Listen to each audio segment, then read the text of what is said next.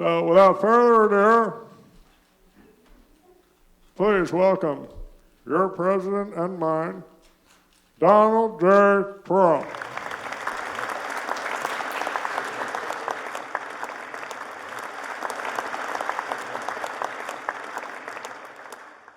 I don't think any president's ever done a stand-up special. So I think this makes this sort of the most special comedy special. That is special. That is very special. So thank you for being here. The YMCA, basically the Trump anthem, the most pro-law enforcement group I think we've ever seen. The Village People. They had a cop.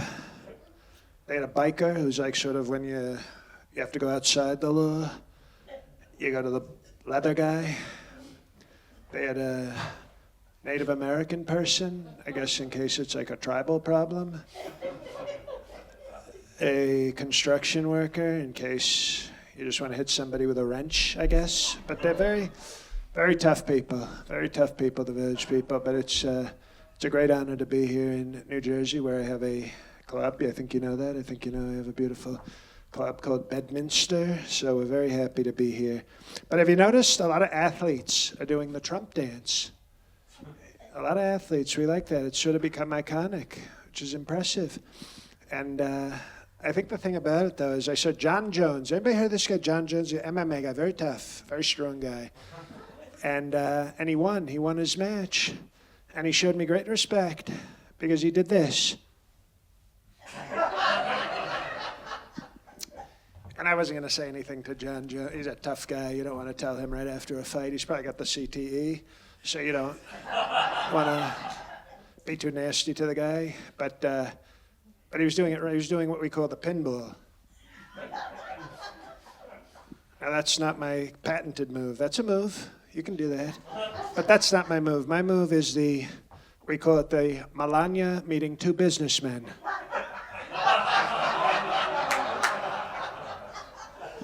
So you got to get it right, out of respect. You got to get it right. Secret Service took the night off. I don't have protection tonight. Or should I say they continued doing what the hell they're doing, which is nothing.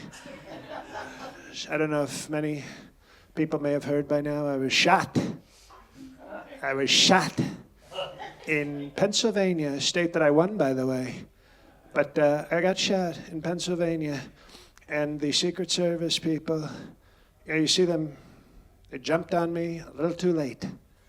Their timing is a little off. Was there a 7-second delay or something? Like on TV, they were like, oh, wait, he got shot, we got to get him. But, in that iconic photo, have you seen the photo where I'm fight, I said fight, you got to fight. And the Secret Service people, the woman tried to grab my junk. It's true. She tried to grab my junk. She said she wanted to hide behind something big for safety. So I said, okay, we like that Secret Service. She almost got me killed, but we like the compliments. We'll take the compliments. But Pennsylvania recently had some other big news, not as big as the greatest president ever getting shot, but big news. They caught Luigi, one of the Mario brothers. They caught one of the Mario brothers, the one you don't play with, the one you even play Toad before you play Luigi, but they caught him in Altoona, Pennsylvania. And not a lot of people know this. Altoona played for the Jets a long time ago. So obviously he was a good player because they named a city after him. But if that's not going to work in New Jersey, guess what? It's not going to work anywhere. But they caught him in McDonald's, and I took that personally. I took that bet that he would do something so disgusting as sit in one of our precious McDonald's, our great American restaurant that I sort of have a great relationship with. I thought if he's a criminal, why not be in a Popeyes? He should be in a Popeyes or a Waffle House, maybe a Waffle House. But what the hell are you doing in our beautiful McDonald's? But Luigi Mangione You know, and I usually do well with the Italians, but this one seemed to be liberal, so not as big a fan of mine probably. But he was sitting there in the McDonald's, and he had just shot a CEO. A CEO got shot by this guy on 6th Avenue in New York City. And I thought, how stupid is Luigi?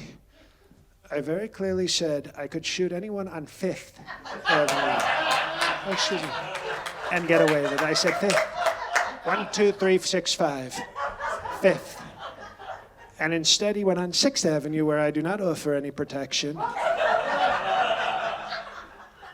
Because people don't realize, when I said that, I live on 5th Avenue. I have a beautiful Trump Tower, you know it. A big, beautiful building, Trump Tower. So it's sort of a stand your ground thing. Like if somebody is outside my building threatening me, I'll shoot them and I'll get away with it. Nobody ever shows the full quote. But 6th Avenue, what the hell are you doing on 6th Avenue? You go to jail if you shoot somebody on 6th Avenue. It's very basic, very basic. These aren't even the jokes, by the way. I don't know why you're laughing. But we're just warming up. We're getting warmed up.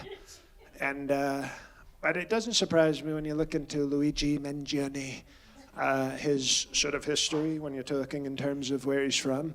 Maryland, which is, of course, a very woke blue state. So he was probably indoctrinated with very woke, radical left values.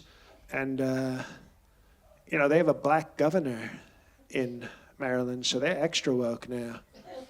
Less more. I say less more.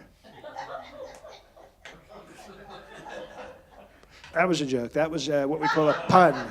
That was a presidential pun. But, no, so Luigi Mangione, we'll see what happens, but hopefully he gets what's coming to him, unless he supports me, and then we can see. Maybe we can talk to some people, get a better sentence for him. But if he doesn't support me, I hope they fry him. So, but anyway, speaking of fast food restaurants, do we like fast food here? Do we like fast food? Okay, I was afraid this would be like some kale-eating radical left crowd that would be like, no. Steamed organic gas for us. No plants or animals were hurt in the making of our meal. But don't you hate it when you go to Chick-fil-A and it's supposed to be a good Christian chicken place? It's actually, I think, the most Christian chicken, which is surprising because there's a church's chicken, which is actually less Christian than Chick-fil-A, which I wouldn't have thought that, but it's true. And but I hate it when I go into Chick-fil-A expecting a good, wholesome, Christian chicken experience, and then my cashier is a gay person. What the hell are you doing here? I don't like it.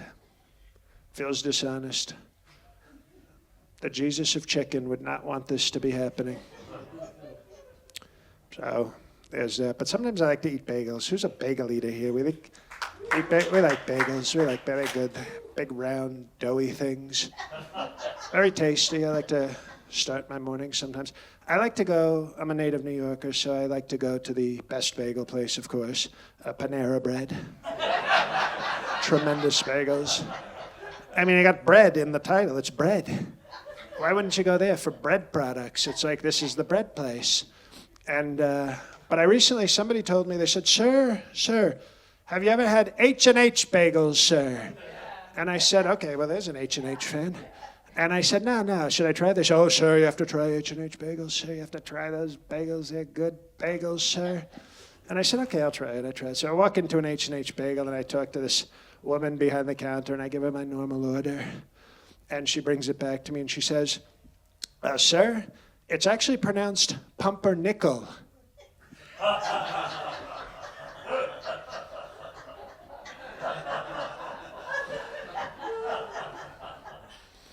Once again, that's just what happened. That's not a joke. The funny part is when I ordered her to be fired for correcting me. Because no, that's the funny part. That's the associate. That person lost the poor person who corrected a president lost their job. That's the humor. I thought this was a comedy crowd. They don't know their comedy. They don't know their comedy. But no, it's true. The customer is always right. So if I order a pumper bagel, you better deliver exactly what I just ordered. I don't want any sass from the bagel lady. Oh, we got my inauguration coming up. How about that? None of you thought that would happen, but now I get two. My second inauguration. I have to be honest with you. I think inauguration is probably my favorite N-word.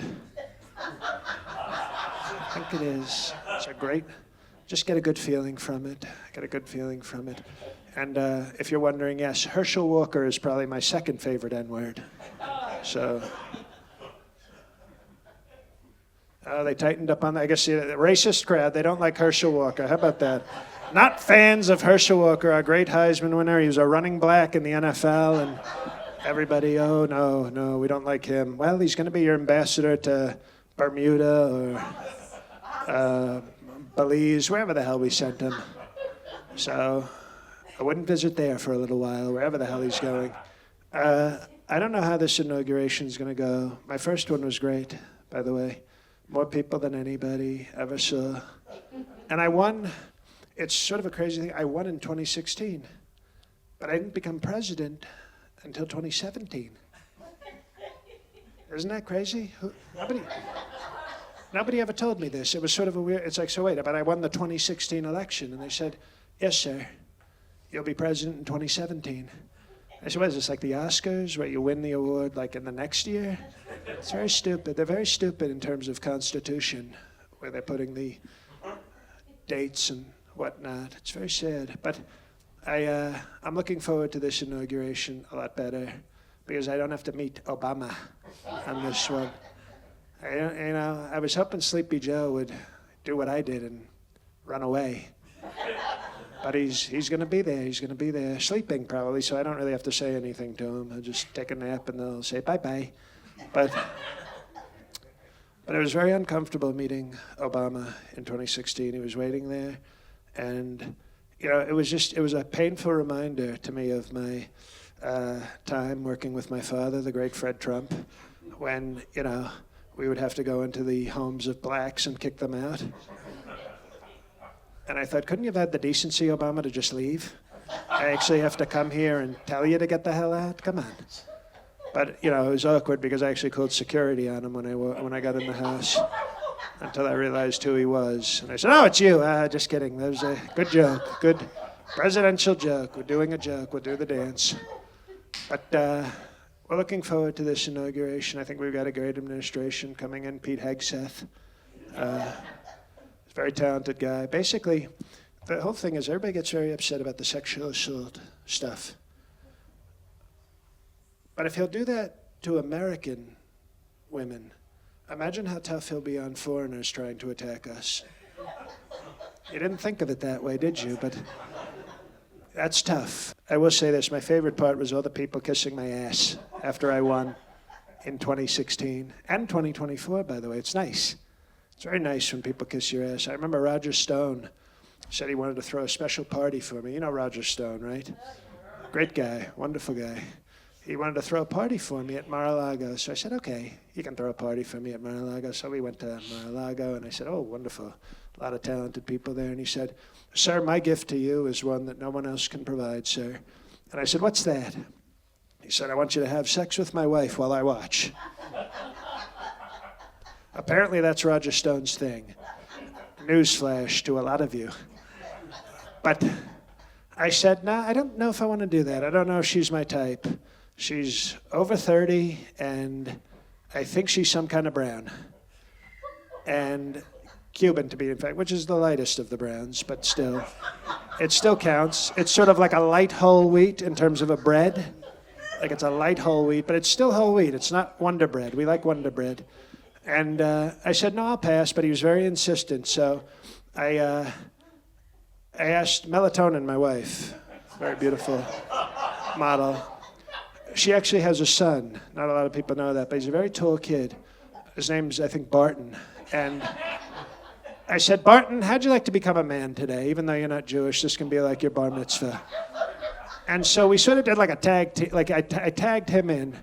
And the thing is, Roger Stone's wife has a sign next to her at all times. Like, in the amusement parks, you want to get on a roller, it must be this tall to ride. So she has a sign next to her that says, you must be this tall to ride. And thankfully, Barton at the time was, I don't know, 17, 10, one of the two. But he was very tall. So, he qualified and had a great time with Roger Stone's wife. So, okay, this is one of these woke crowds again. I thought, I don't know, it's a funny story. You guys seem uptight about the idea of, no, he hit the height requirement, so it's okay. I will say this, Obama, who I had respect for, obviously, he's born in a different country, but I can still respect somebody born in a foreign country, but he was somebody I actually had some respect for. I thought he had talent. And then I saw what he did after he lost the presidency. He totally became sort of a media whore, don't you think? He signed a deal with Netflix. That's me yawning because he made boring shit. Documentaries, give me a break. And then he did a podcast with Bruce Springsteen, the famous working man, Bruce Springsteen, worth $1 billion, real working man. And I thought to myself, this is not what a president should do. This is a horrible thing for a president to do to the office. And after the show, by the way, I'm selling Trump Bibles and Trump sneakers. So it's called respect for the office. But I will say this, I have to, you can't just poke fun at the other people, obviously. You have to talk about your own people. And I'm very confused by the Latinos for Trump. I got to say, I'm thankful for their votes, but what the hell else do I have to say to get you people not to vote for me?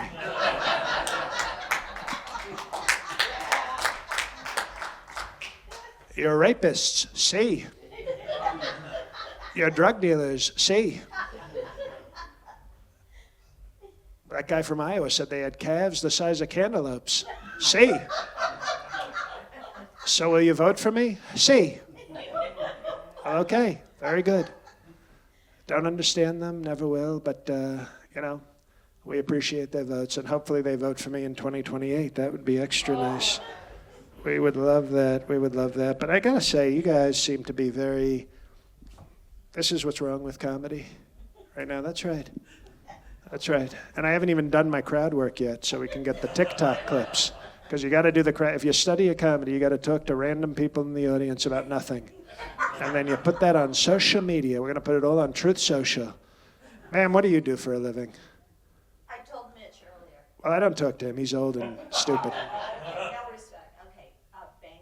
Well, we like banking, but you're not as rich as me, so that's okay. See the good crowd work? You see that? It's about good give and take. Good give and that's what they want on the algorithms. But I don't understand it. But you guys seem probably, what's wrong with comedy? It's cancel culture. That's right. I'm going to be the first comedian ever to talk about how much cancel culture is ruining things. Nobody's ever done this before. Not even close. But sometimes you have to be a president to call out what's really going wrong in the country. And we have to stop the cancel culture. They tried to cancel me. They did cancel me. I think I'm doing pretty well for somebody who's been canceled, though. I'm a president, and all my criminal cases went away. That's a pretty good canceling. So, but imagine how good I'd be doing if they didn't try to cancel me. I don't really know how much better. I don't know if I could do any better than I'm doing right now, frankly. But I was talking to my good friend, comedian Matt Rife. I don't know if any of you know who he is. But he got in a lot of trouble because he told a joke on a Netflix special. This is what we do now. We get people in trouble for Netflix specials. And he said, he made a joke about a woman with a black eye. And that proved that she couldn't cook. And everybody got very upset. And they wanted to cancel him. And I stood by him. I sent him a Truth Social post. I said, I stand with you, Matt Rife. But you messed up the joke I told you. The joke was, what do you tell a woman with two black eyes? Well, if she's white, you say, I'm never talking to you again.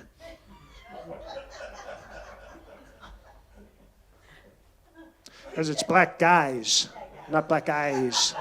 You see? What did I tell you about this crowd? Horrible crowd, horrible. What a low IQ crowd. This is why comedy is dying in Rutherford. Rutherford, where comedy goes to die. So sad, so sad. But also, you know what also comedians are not making jokes about? They're too afraid. Trans people. I'm not afraid. Somebody in Melania's son, Bartles and James, a kid in his class identified as a cat. Doesn't that get you annoyed? And isn't that funny? A kid identifying as a cat? Did it happen? Probably not. But boy, oh boy, did my voters think it happened. So we're going to keep making jokes about it. We're going to keep seeing jokes about it because it gets out the vote. It gets out the vote because here's the thing, people.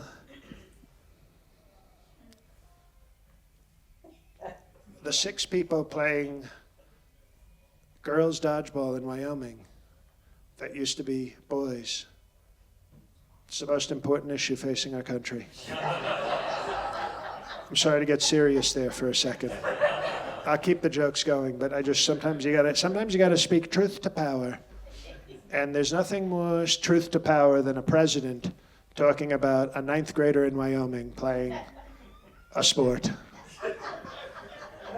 I'm not afraid to do it though. I'm not afraid. The special taping might have like caution tape over my face because I'm that hardcore about speaking truth to power. But people often make fun of me for burying my first wife in my golf course, Ivanka. And you may think that's funny, but I will tell you this. Her last words before I pushed her down the stairs were, "Please bury me in your golf course, sir." She even called me sir at the time because I was president. So she had respect to the end, respect to the end. That's why I put her in the golf course, because you know, once Arnold Palmer died, I think one of her wishes was to get banged by the ghost dick of Arnold Palmer, which, as you know from one of my presidential speeches, was big. So we're hoping that she's happy in the afterlife, getting railed on the 17th hole by the ghost of golf legend Arnold Palmer. But she also didn't like the caddy that worked the 17th hole. You know, our lawn people and our caddies that were, so if she's not acting right in the afterlife, she'll be upset about that. So where are the ladies at? Do we have women here? Where are the women? We love the women. We love the ladies. Thank you, ladies. We love the ladies. Oh, don't we love the ladies? What do you think about this game? I've invented this game. It's called Fuck, Marry, Kill. I just came up with this. It's like sort of one of the great games. And I was thinking, Carrie Lake, Lauren Boebert, Nancy Mace. I think I would say yes to all 3. I would fuck them, marry them, and kill them.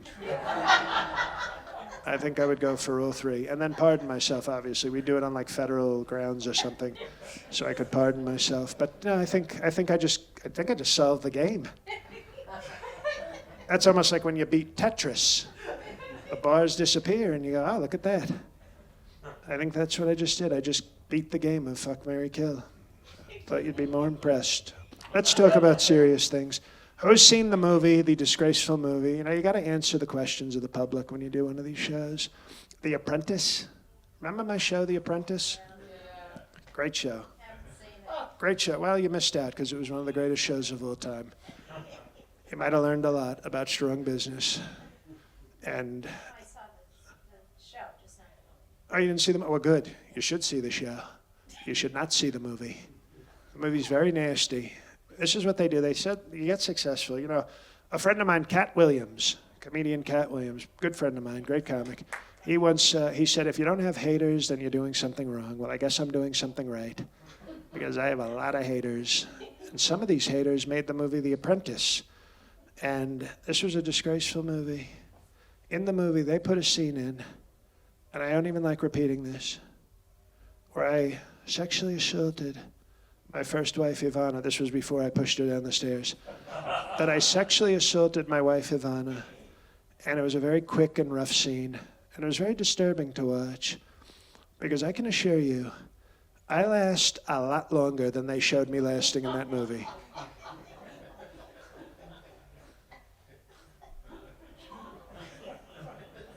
It was a total I'm saying I should sue them for defamation.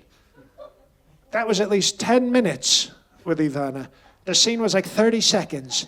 How am I excuse me, when I get divorced from my wife, Mesopotamia, how am I going to, I'm going to be back on the dating apps, and they're all going to be saying, but sir, it seems like you don't last very long. I go, that's a lie, and we're in the process of suing. So, they're not only going to make you laugh, some of them are going to make you think. I did star in Home Alone 2. Maybe you like that movie. It's a little more family-friendly, I guess. Some people say Home Alone 2 is the greatest sequel of all time. Sorry, Godfather 2. But we love Home Alone 2 because I have this great, powerful scene with Macaulay Culkin. Remember him? Great actor. Don't know what the hell happened to him, but we have this great scene, very powerful scene, where we're meeting in a lobby. And it's sort of like it's like the apex of the movie. It's like the critical scene in the movie. And after we were done shooting, Macaulay Culkin came up to me and said, "Sir, that was amazing, sir." And I said, "Well, thank you. You weren't so bad yourself, McDonald's." And he said, "Sir, do you have any tips for me?" And I said, "Well, a friend of mine, a big celebrity friend of mine is currently staying in this hotel. And I know he wants to meet you. So perhaps we could talk and have like I could sort of introduce you. I like to bring people together." So we went up to Michael Jackson's hotel room. And I said, "This is Michael Jackson." He was like, "Oh, wow, it's Michael Jackson." I said, "Michael, this is the person you'd asked to meet." And then as the door closed, Macaulay Culkin did this. And I thought, that's what I do. That's what you do in business. You bring people together. So never got a thank you from Macaulay Culkin, though. He never thanked me. But that's okay. His career went nowhere. He's basically a loser now. So if he had only thanked me, he might have done okay. But I need to talk about somebody serious here because I was offered a job recently, and I turned it down because I said, I'm going to be president. I can't take another job. But does anybody know the WWE wrestling, professional wrestling? Okay, is she the spokesman for this crowd? She's the only one. Everybody else here is like, "Meh," and she's like, "Yes, sir, I will speak for the crowd." Well, thank you. Speakers, people with vocal cords for Trump. We're doing very well with vocal cords for Trump tonight. But Vince McMahon, he was a great friend of mine. Still is. He's a very good guy. And but he had to step down from the company that he built. He built a big, beautiful entertainment company called World Wrestling Entertainment.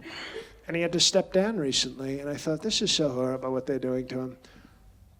What they said he did was he sex trafficked an employee. It's not something I would do, okay? I'll admit that. But it's not technically in the Human Resources Manual of WWE. It doesn't say no sex trafficking, paragraph 6, item B, no sex trafficking. So there's gray area is what I'm saying. There's a gray area. I wouldn't do it, but there's sort of gray area. And also, in addition to that, he's rumored to have defecated on her. That's a fancy word for took a poop. And apparently it was a big one from the people I've heard from. And once again, technically not against the rules. But in the spirit, we can say this, in the spirit of the law, maybe not the best thing to do. Not the best thing to do. So a lot of these wrestlers, they came up to me when Vince had to step down. They said, "Sir, you should have seen these wrestlers, big, strong guys." They came walking up to me, "Sir." And they said, "Sir, we'd like you to take over WWE, sir." And I said, "I don't know if I can do that. I don't know if I can do that." Because if you know your WWE history, does anybody know that it used to be called WWF? Once again, spokesman has spoken. WWF. Okay? WWF. Oof. Sounds tough. Almost like a dog. Very strong, like it's guarding something. And then all of a sudden, under Vince's reign, one of the weakest moves I've ever seen in business, the World Wildlife Foundation came up to Vince. And they said, "Sir, we want to be the WWF." And you know what I would have done to those animals? I would have shot all of them and said, "Get the hell out of my office." But instead, Vince caved. He caved. He caved like a dog to animal people. Now, to be fair, the animal people showed up. They brought the pandas with them. Okay? And, people will laugh, but, because back in the day, the pandas were very, they just a big, chubby, soft guy. They just sat there eating the bamboo, and they did nothing. And you could push them over like it wasn't any, like you could just get the hell out of here, panda. But then, to be fair to Vince, they started teaching the pandas kung fu. And so now you have kung fu pandas coming into the office. And they can kick some ass. These are tough pandas. These are strong pandas now. These are not your granddaddy's pandas. These pandas mean business. But I still thought it was weak of Vince to cave and just say, you can have it. He caved like a dog and he let the animals get it. So I said to the wrestlers, I said, I don't think I can do this. I don't think I can do this.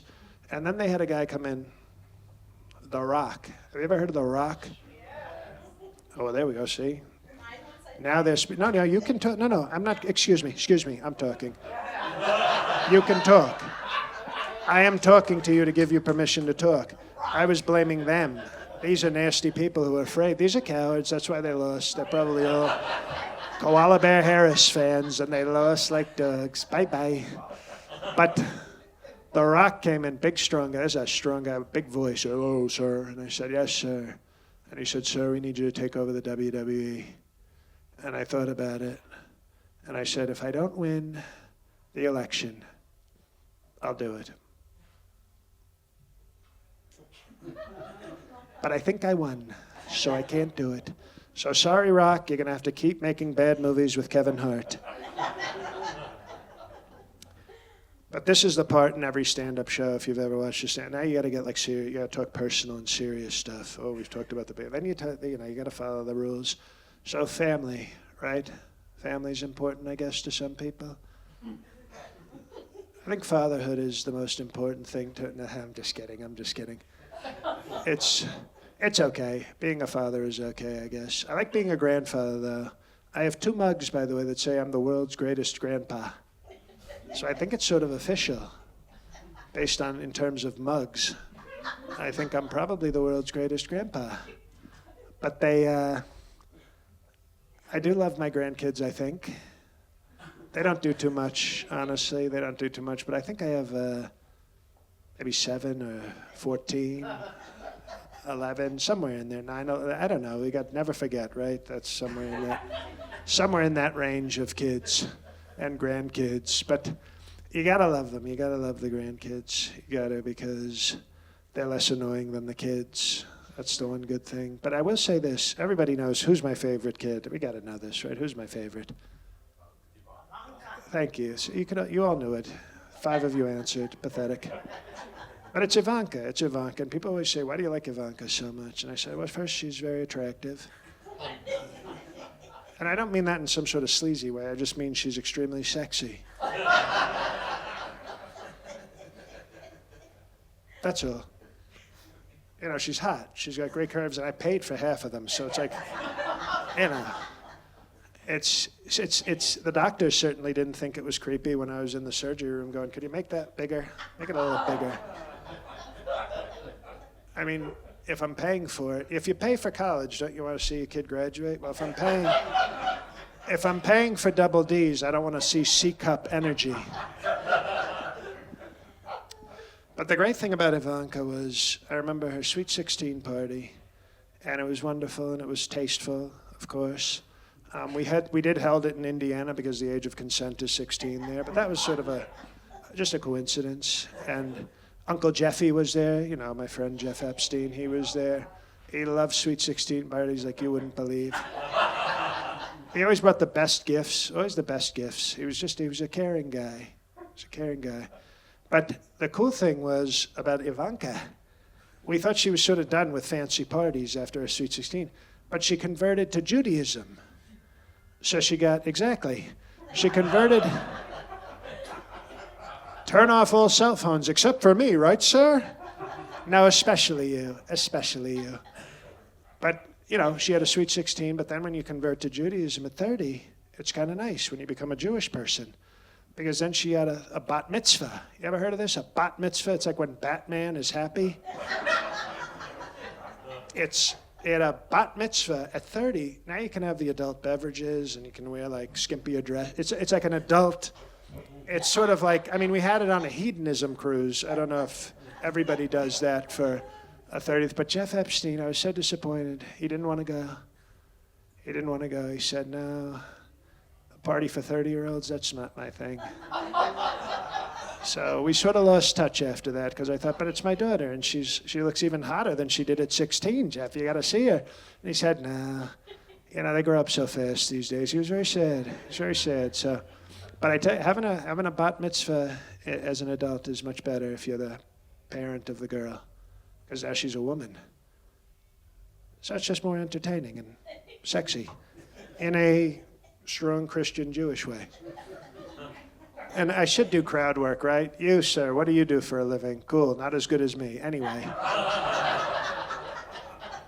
Ma'am, who's that with you? Your boyfriend, your husband, your brother? Great, who gives a shit?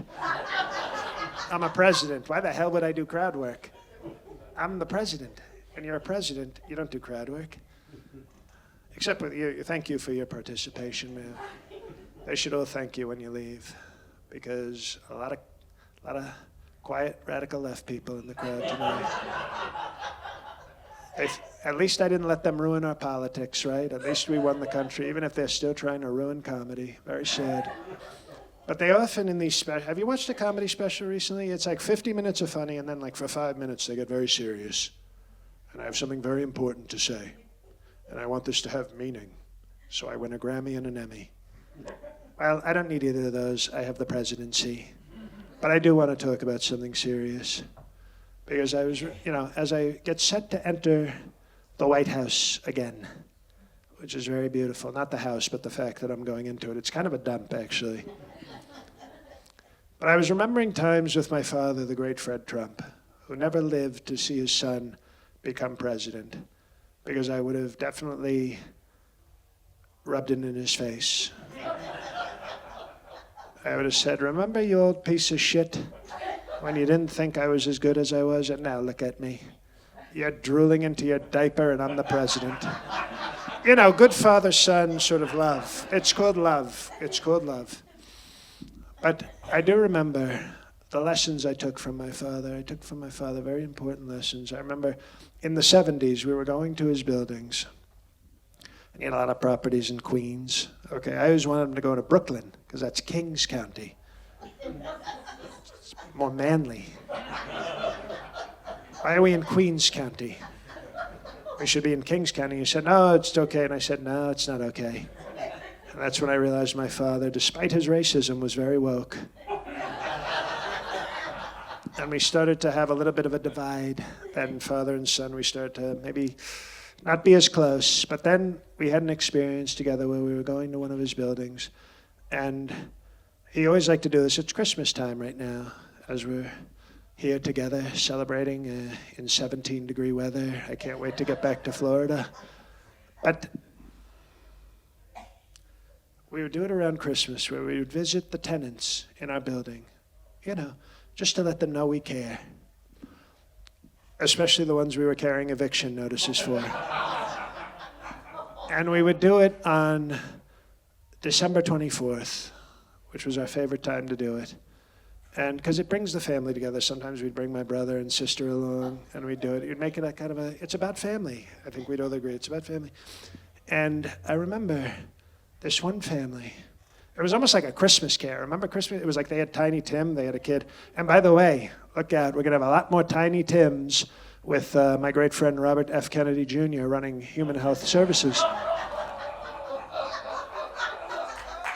Thank you. It's about, finally, some enthusiasm. Because we all, it's so weird, the left. We love the Christmas, a Christmas Carol, what a wonderful, we love it. Well, you can't have a Christmas Carol if you don't have Tiny Tim. So Robert F. Kennedy Jr. is going to create thousands, if not millions, of Christmas carols. And we act like that's a bad thing. Oh no, not more beloved tales. So I look forward to seeing all the kids on crutches. That's when you know we've made America great again. Thank you. Finally, some non-woke people woke up. They woke up to show how not woke they are. But I remember this one family, the kid came out. He wasn't on crutches, he was in a wheelchair. And this was before they had the cool wheelchairs. This was just, the old school.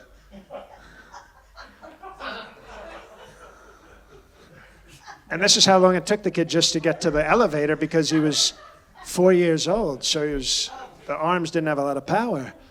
But I remember this family came out, and they were nice people. I know it is fucked up, and I'll tell you why it's fucked up. And as a Christian who never goes to church, I don't like to use that language. But I will tell you this right now. What was so messed up is when the father and mother came out, they had a baby in her arms, and they had tiny Tim Kwan, I think was his name. They were African American. And they came out, and the look of sadness on their face at what we were doing. And I looked at my father, and I saw the glee that he was taking in evicting this poor African American family on Christmas Eve. And I started to have this feeling inside me that I didn't like. And I don't know if it was sadness, if it was regret, if it was just sympathy for this family. But I looked at that family of African Americans and I said, "How dare you make me feel this bad? Get the hell out of my father's building." And that is the energy I have tried to maintain from that day on, and I think I've done it. So thank you very much, everybody. Especially thank you. It's been wonderful having you here. We appreciate you. Thank you. And good night. I think that's it.